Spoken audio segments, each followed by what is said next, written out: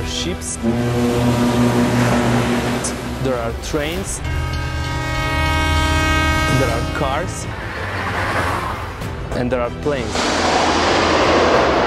So what we do, it's a product that is be able to levitate inside the vacuum tube, and it's a new mode of transportation. So it can be considered the fifth mode of transportation. This is how we call it. Et si on faisait un avion sans ailes?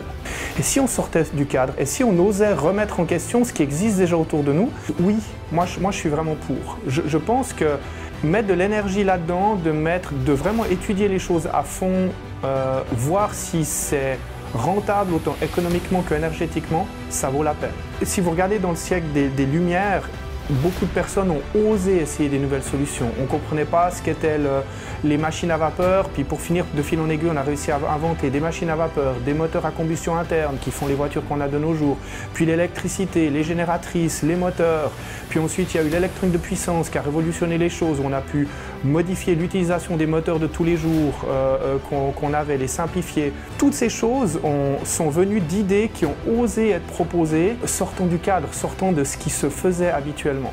It's unbelievable what this team has done, and it does not matter if we qualify in the first two teams, it does not matter if we win the competition. After the competition, what we want is to say, yes, we did our best and we did everything with our hands. On a les grandes lignes, mais maintenant prendre le temps d'étudier vraiment à fond les solutions techniques derrière et comment optimiser les choses. Oui, je pense que c'est vraiment dans l'air du temps et puis que ça vaut vraiment la peine de s'investir là-dedans. C'est d'ailleurs pour ça que je suis dans ce projet, c'est parce que comme advisor, passer ces heures, ces nuits, ces week-ends, en plus de mon travail quotidien, il faut bien le comprendre, avec ces étudiants tellement motivés, qui à côté ont quand même leurs études et leurs examens normaux.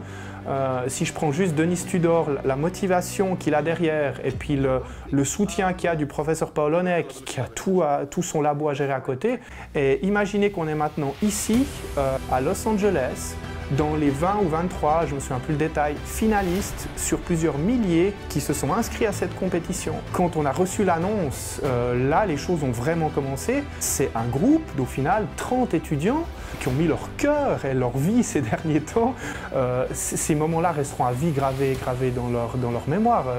Je vais oser dire dans leur cœur aussi parce que c'est, ouais, vraiment, leur cœur est sur la table.